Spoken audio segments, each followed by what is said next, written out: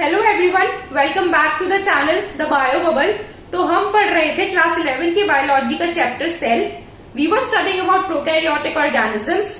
अगर किसी ने वो वीडियो नहीं देखी है तो it is already uploaded on the channel, आप वहां से जाके देख सकते हैं। फर्दर आज के लेक्चर में हम प्रोकैरियोटिक सेल्स को खत्म कर देंगे। हम बेसिकली पढ़ेंगे सेल एनवेलप के मॉडिफिकेशंस, उसमें से mesosomes and chromatophores we have already studied in the last lecture. आज हम पढ़ेंगे फ्लैजेला, पिलाई एंड फिम्बरी। तो शुरू करने से पहले हम एक क्विक रिकैप करते हैं प्रोकैरियोटिक सेल्स के बारे में। तो हमने पढ़ा था the main difference between prokaryotic and eukaryotic cells were कि प्रोकैरियोटिक सेल्स का जो मेन जेनेटिक मटेरियल होता है उसकी कोई मेम्ब्रेन नहीं होती। This is a prokaryotic cell, this is the cell membrane और इसके साइटोप्लाज्म में इनका main genetic material nakedly suspended रहता है। It does not have an outer covering. इसके अलावा इनके पास एक एक्स्ट्रा जेनेटिक मटेरियल भी होता है जिसको हम प्लाज्मिड कहते हैं, जो सर्कुलर होता है और सेल्फ रेप्लिकेटिंग होता है। वो खुद को रेप्लिकेट कर सकता है। It is not dependent on the main genetic material for its duplication. Further we read about the cell envelope कि the outer layer of prokaryotic cell is the glycocalyx. Inner to the glycocalyx was the cell wall. हमने तीनों layers के compositions पढ़ लिए थे, glycocalyx, cell wall and plasma membrane. And further we moved to mesosomes and chromatophores. Mesosomes are the infoldings of the cell membrane. Prokaryotic cell की जो cell membrane होती है वो अंदर की तरफ ऐसे इनफोल्ड हो जाती है to increase the surface area, ताकि जो रेस्पिरेशन जैसे रिएक्शंस हैं, एंजाइमेटिक कंटेंट है, वो बढ़ सके। एक और प्लाज्मा मेम्ब्रेन का इनफोल्डिंग होती है जिसको कहते हैं क्रोमैटोफोर्स। क्रोमैटोफोर्स में पिगमेंट्स होते हैं। पिगमेंट्स होने की वजह से ये फोटोसिंथेसिस में हेल्प करते हैं। तो पहला स्ट्रक्चर हमने पढ़ा था मीजोजोम्स एंड देन क्रोमैटोफोर्स। ये दोनों ही जो स्ट्रक्चर थे, ये दोनों स्ट्रक्चर किसके एक्सटेंशंस थे? ये दोनों स्ट्रक्चर एक्सटेंशंस थे सेल मेम्ब्रेन के। यानी कि इन दोनों को कौन बना रही थी? कौन सी मेम्ब्रेन बना रही थी? Cell membrane. तो let's proceed in the chapter. अब जो प्रोकैरियोटिक सेल्स हैं लाइक बैक्टीरिया, वो मोटाइल भी हो सकते हैं और नॉन मोटाइल भी हो सकते हैं। If the cell is motile, अगर प्रोकैरियोटिक सेल मोटाइल है, वो मूव कर सकता है, तो उसमें एक स्ट्रक्चर होगा जिसे हम कहते हैं flagella. Flagella is made up of protein flagellin. अब हम सबको पता है अगर कोई यूकैरियोटिक सेल है लाइक एनिमल सेल है और वो मूवेबल है, तो उसके पास दो चीजें हो सकती है मूवमेंट के लिए जो हेल्प करेंगी। One is flagella and the other one is cilia. हमें ये बात बहुत ध्यान रखनी है कि cilia are not present in bacterias. अगर बैक्टीरिया मोटाइल है मतलब उसके पास फ्लैजेला ही है। बैक्टीरिया या प्रोकैरियोटिक सेल्स में सीलिया नहीं होती। Cilia is absent in all the bacteria. तो एक बहुत इंपॉर्टेंट पॉइंट बताया है मैंने, ये आप याद रखेंगे। Another very important point is जो फ्लैजेला है, जो प्रोकैरियोटिक फ्लैजेला है या बैक्टीरियल फ्लैजेला है, वो कहां से आती है? It is the extension of the cell wall. It is very important, most important, mark भी कर लेंगे, एनसीईआरटी में मेंशन्ड है कि जो बैक्टीरियल या प्रोकैरियोटिक फ्लैजेला है वो सेल वॉल का एक्सटेंशन है, वो प्लाज्मा मेम्ब्रेन का एक्सटेंशन नहीं है। जबकि जो हमने मीजोजोम और क्रोमैटोफोर्स पढ़े थे वो प्लाज्मा मेम्ब्रेन के एक्सटेंशंस थे, और जो फ्लैजेला है वो सेल वॉल का एक्सटेंशन है। Okay, clear? तो अब हम देखते हैं, ये था हमारा प्रोकैरियोटिक सेल, ये थी प्लाज्मा मेम्ब्रेन, ये मैंने उसके बाहर बनाया सेल वॉल। ओके, अब जो फ्लैजेला है वो सेल वॉल की एक्सटेंशन है और फ्लैजेला के 3 कंपोनेंट्स होते हैं। basal body, hook and filament. तो ये जो फ्लैजेला होता है ये एक आउटग्रोथ शो करता है towards the outside of the cell environment.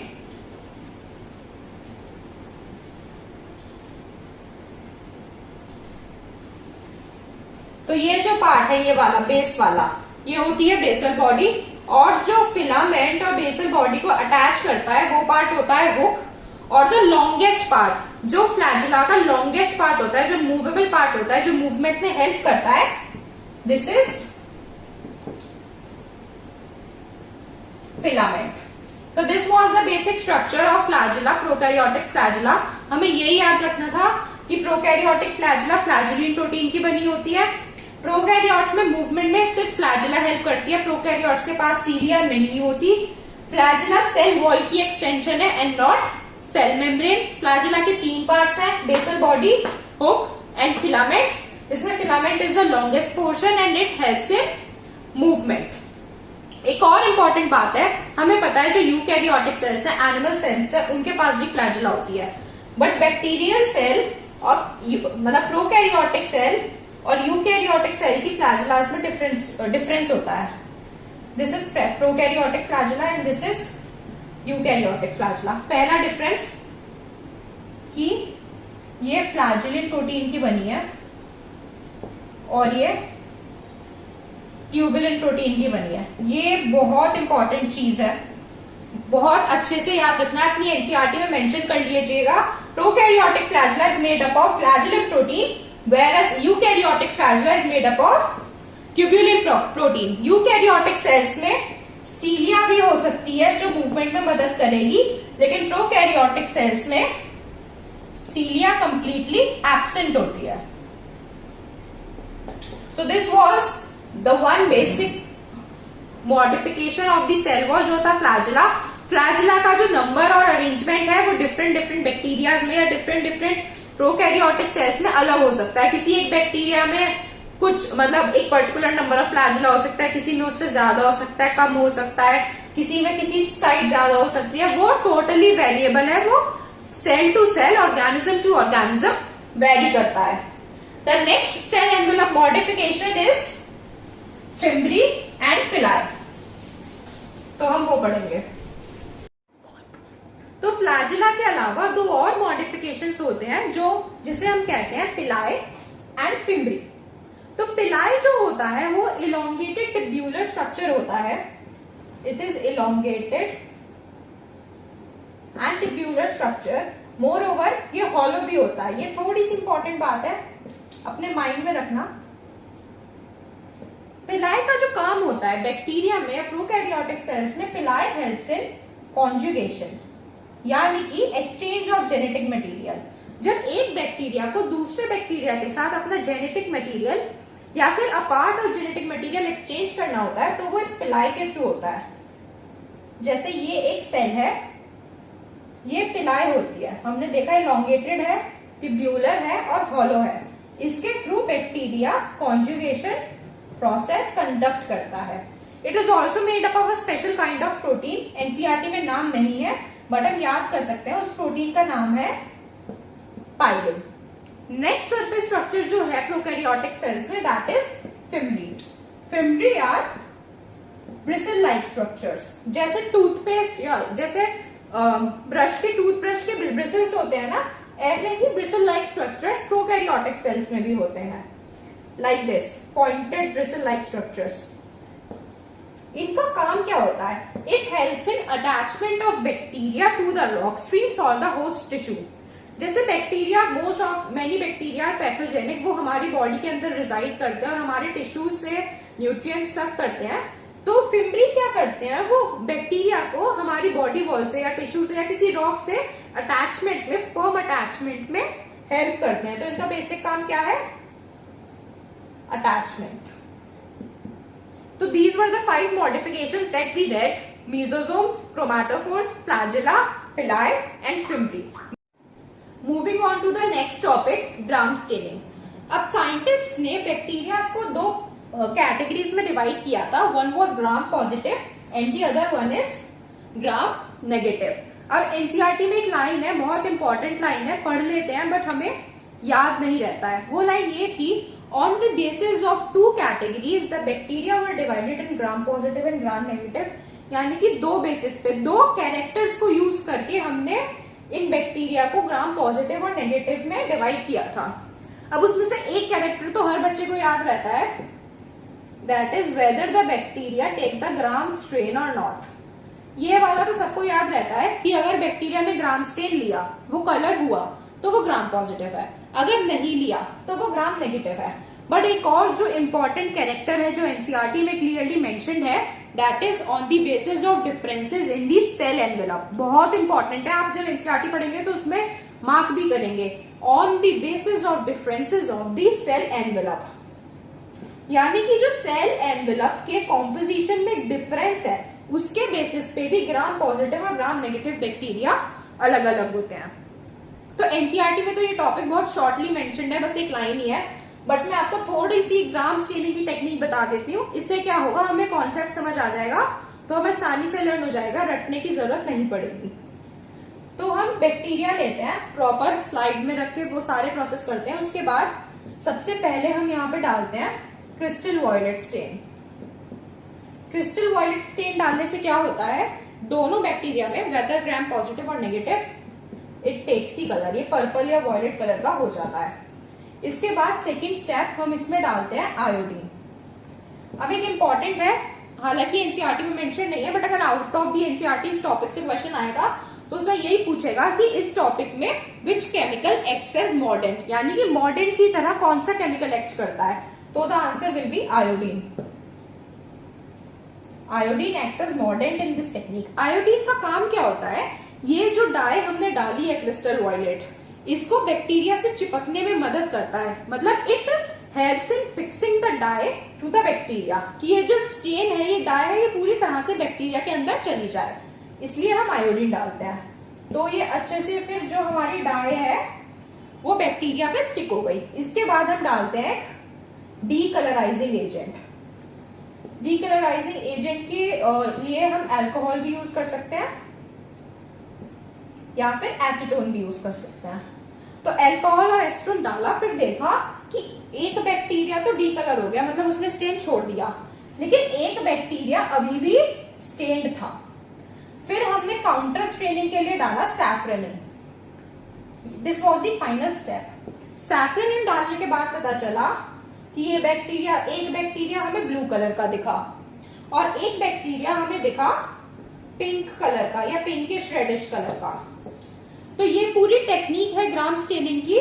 एक बैक्टीरिया हमने क्रिस्टल वॉयलेट डाला, ब्लू या पर्पल ले लिया, आयोडीन डाला ताकि पर्पल कलर और फिक्स हो जाए, डीकलराइजिंग एजेंट डाला तो डीकलर नहीं हुआ, फिर काउंटर सैफ्रोनिन डाला तो तब भी उसने अपना कलर नहीं छोड़ा, एंड में हमें वो ब्लू या पर्पल कलर का दिखा। वही दूसरा बैक्टीरिया डीकलराइज हो गया और सैफ्रोनिन डालने के बाद वो पिंकिश या रेडिश दिखने लगा। तो जो बैक्टीरिया ब्लू ही रहा वो था ग्राम पॉजिटिव बैक्टीरिया, जो पिंक हो गया या रेडिश हमें अपीयर हुआ, that was gram negative bacteria. तो ये टेक्निक है ग्राम स्टेनिंग की, which was the second character on which the bacteria were classified. ये जो सेल एनवेलप का डिफरेंस था वो ये था, जो ग्राम पॉजिटिव है और जो ग्राम नेगेटिव के सेल एनवेलप है, इसमें लिपिड कंटेंट लो था, लिपिड कंटेंट कम था, और जो ग्राम नेगेटिव बैक्टीरिया है उसमें लिपिड कंटेंट हाई था, और इसकी जो लेयर्स थी सेल एनवेलप की वो थिक थी और इसकी थिन लेयर्स थी। ये कुछ मेजर डिफरेंस था बिटवीन द सेल एनवेलप और gram positive and gram negative bacteria. क्योंकि ग्राम नेगेटिव बैक्टीरिया में लिपिड कंटेंट बहुत ज्यादा था, यही रीजन था कि वो जो स्टेन है वो उसको होल्ड नहीं कर पाया था और बैक्टीरिया हमें at the end of the technique pink colour का लग रहा था। So I hope this topic is clear to all of you. So this is the last topic of the category prokaryotes. हमने पढ़ा था कि प्रोकैरियोट्स के पास सिर्फ एक ही ऑर्गेनेल होता है विच इज राइबोसोम। क्योंकि राइबोसोम नॉन मेम्ब्रेन बाउंड है, उसकी अपने खुद की कोई मेम्ब्रेन नहीं होती, इसलिए वो प्रोकैरियोटिक सेल्स में प्रेजेंट होता है और एक और चीज होती है प्रोकैरियोटिक सेल में जो हमने लास्ट लेक्चर में भी डिस्कस करी थी, दैट वाज इंक्लूजन बॉडीज। तो जो प्रोकैरियोट्स में राइबोसोम होते हैं वो होते हैं 70S टाइप, और जो यूकैरियोट्स में होते हैं दैट इज 80S टाइप, वो हम आगे पढ़ेंगे। अब राइबोसोम दो सब यूनिट से बने होते हैं, वन इज द स्मॉल सब unit which rest on the larger सब यूनिट। तो प्रोकैरियोटिक राइबोसोम जो 70S टाइप है उसकी स्मॉलर सब यूनिट होती है 30S और लार्जर सब यूनिट होती है 50S, और ये 50S और 30S यूनिट्स जोड़ के बनता है हमारा प्रोकैरियोट का 70S राइबोसोम। राइबोसोम का फंक्शन तो हमें पता ही है, it helps in protein formation. Eukaryotes और प्रोकैरियोट में सेम ही फंक्शन है राइबोसोम का कि ये प्रोटीन की फॉर्मेशन में मदद करता है। अब एक इंपॉर्टेंट लाइन है एनसीईआरटी में राइबोसोम वाले टॉपिक में, पहली ही लाइन है वो, विच इज कि ribosomes in the prokaryotic cells are associated with the plasma membrane. बहुत इंपॉर्टेंट है, यानी कि जो राइबोसोम्स हैं प्रोकैरियोटिक सेल्स में वो प्लाज्मा मेम्ब्रेन से एसोसिएटेड है, यानी कि इसकी प्लाज्मा मेम्ब्रेन पे हमें अटैच्ड मिलेंगे राइबोसोम। बहुत इंपॉर्टेंट है, साइटोप्लाज्म में तो है ही पर प्लाज्मा मेम्ब्रेन में भी है, ये पॉइंट हम भूलना अफोर्ड नहीं कर सकते। एक और टर्म मेंशन्ड है एनसीईआरटी में विच इज पॉलीराइबोसोम और पॉलीसोम। पॉलीसोम क्या होता है, ट्रांसलेशन के टाइम, देखो ट्रांसलेशन एक प्रोसेस होता है जिसमें एमआरएनए से प्रोटीन्स बनते हैं। ये डिटेल में आपका 12th में चैप्टर मॉलिक्यूलर जेनेटिक्स में, बट फॉर टाइमिंग हम इतना समझ सकते हैं कि ट्रांसलेशन एक प्रोसेस होता है जिससे आरएनए से एमआरएनए यानी मैसेंजर आरएनए से हम प्रोटीन बनाते हैं। तो पॉलीसोमिक स्ट्रक्चर होता है, suppose just a second, suppose ये हमारा एक सिंगल एमआरएनए की यूनिट है, ये सिंगल एमआरएनए है, उसके ऊपर बहुत सारे ये राइबोसोम्स अटैच हो जाते हैं और इस स्ट्रक्चर को हम बोलते हैं पॉलीसोम। राइबोसोम यहाँ अटैच होकर ट्रांसलेशन का प्रोसेस शुरू हो जाता है और एमआरएनए से प्रोटीन्स बन जाते हैं। तो this was all about the ribosomes of prokaryotes. The next is inclusion bodies.